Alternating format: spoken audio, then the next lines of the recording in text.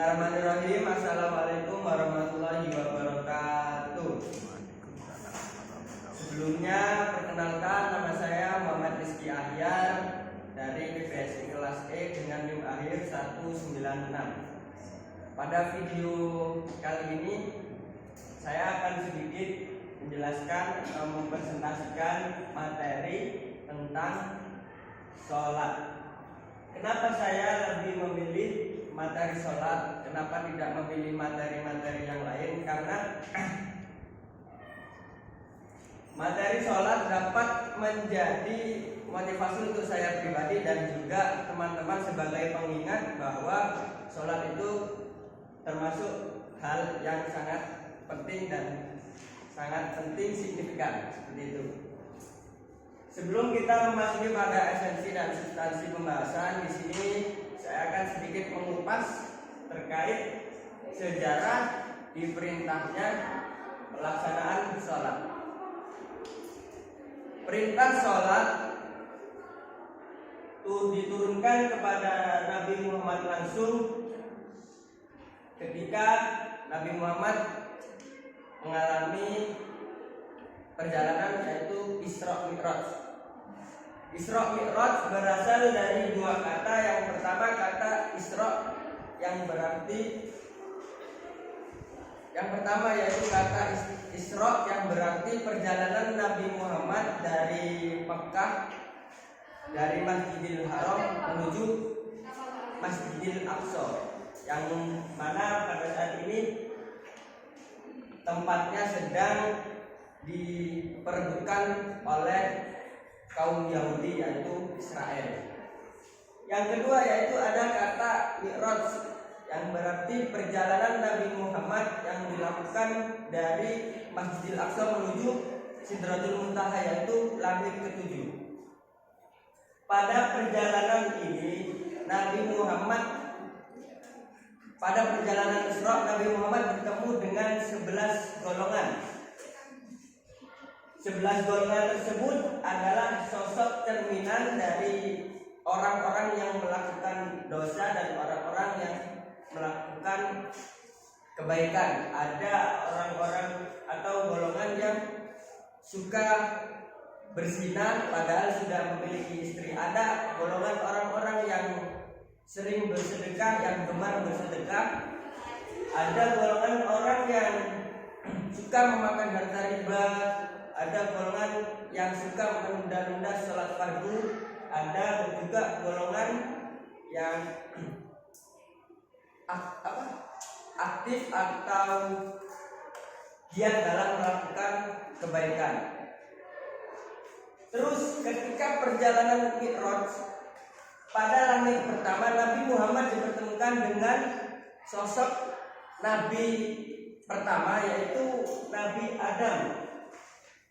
Beliau Nabi Muhammad mendapatkan nasihat-nasihat dan arahan dari sosok Nabi Agung, Nabi Adam.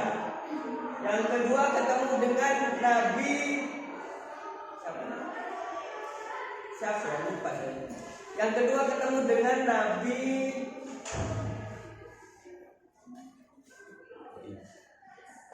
yaitu ketemu dengan Nabi Ibrahim. Nabi Ibrahim dijuluki sebagai Abul Anbiya, yaitu bapaknya para nabi, karena ketika sebelum Nabi Ibrahim sudah lama sekali jangka waktu pengutusan nabi setelahnya. Setelah bertemu dengan beberapa nabi, Nabi Muhammad mendapatkan perintah sholat dengan waktu yang sangat banyak, tidak 5 waktu melainkan 50 waktu. Nah, dengan hati yang sangat ramah dengan sifat Rasulullah menerima perintah sholat dengan 50 waktu dengan senang hati. Nah, setelah demikian akhirnya Rasulullah turun. Dan ketika turun beliau bertemu dengan sosok Nabi Isa dan beliau bersabda mengucapkan kepada Nabi Muhammad, "Hei Muhammad, kaummu tidak akan kuat melakukan sholat sebanyak itu. Pergilah ke atas lagi dan mintalah dispensasi, karena umatmu tidak akan kuat. Akhirnya sosok Nabi Muhammad mengikuti instruksi dari Nabi Musa agar kembali ke Sidratul Muntaha untuk meminta dispensasi kepada Allah Subhanahu wa taala. Ketika Nabi meminta dispensasi, akhirnya Nabi diberi dispensasi oleh Allah Subhanahu wa taala, akan tetapi tidak langsung kepada 5 waktu, melainkan secara berangsur-angsur seperti itu lagi, berulang kali. Nah, akhirnya Nabi Muhammad turun dengan membawa perintah sholat 5 waktu. Sholat 5 waktu itu pun mendapat instruksi dari Nabi Musa agar meminta dispensasi, agar meminta kortingan kepada Allah supaya dipersedikit lagi, diminimalisir lagi, jangan sampai 5 waktu karena sangat sulit. Memang 5 waktu sangat sulit. Ya, setelah itu akhirnya Rasulullah turun dan diperintahkanlah sholat.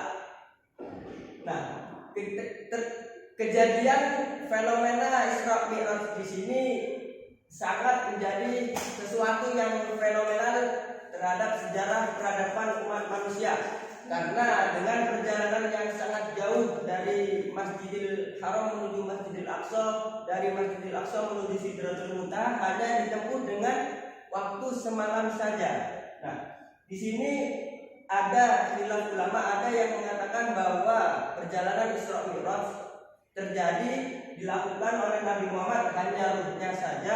Ada ulama yang mengatakan bahwa Isra Mi'raj dilaksanakan Nabi Muhammad dengan ruh dan jasad.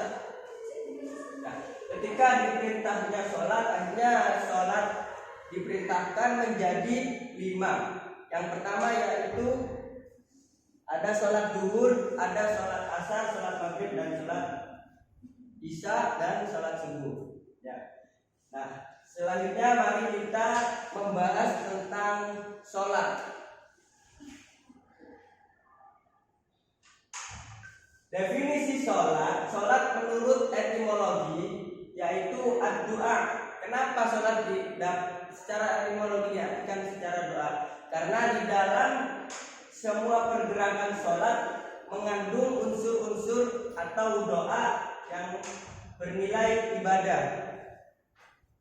Sedangkan sholat secara terminologi, secara istilah, sebuah peribadahan yang dilakukan oleh umat Islam kepada Allah Subhanahu wa taala, yang mana di dalamnya ada perkataan, perbuatan yang dilakukan secara khusus. Selanjutnya, next slide. Nah, ini macam-macam sholat tadi, sebagaimana yang saya sebutkan tadi, sholat dibagi menjadi 5. Yang pertama yaitu sholat duhur, asar, maghrib, isya, dan subuh. Maaf, ini salah. Nah, di sini ada pelaksanaan waktu sholat. Yang pertama ada sholat duhur.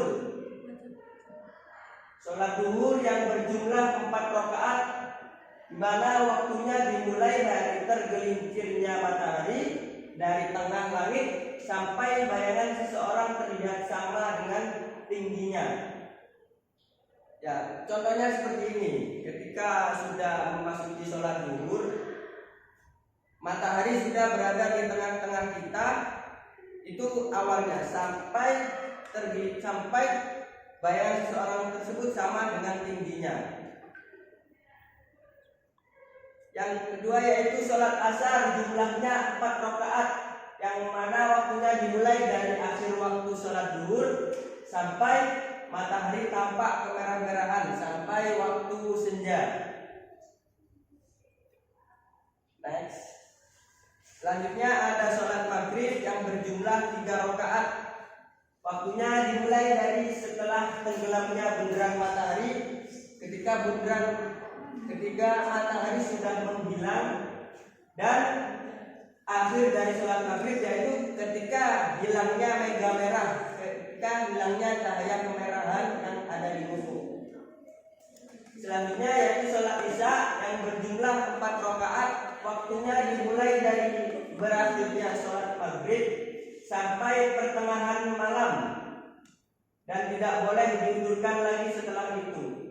Nah, sholat isya ini lebih sunnah diakhirkan, berbeda dengan sholat-sholat fardu yang lainnya. Akan tetapi makruh hukumnya apabila tidur terlebih dahulu sebelum sholat. Selanjutnya ada sholat subuh yang jumlahnya 2 rakaat, waktunya dimulai dari tampaknya pagi di ufuk, yaitu dari terbitnya fajar shadiq sampai sebelum matahari terbit, dan tidak boleh diundurkan pelaksanaannya sampai akhir waktu. Ya, mungkin itu saja dari saya yang bisa kami sampaikan. Kurang lebihnya mohon maaf. Sebenarnya kalau kita membahas sholat ini perlu waktu yang lebih lama.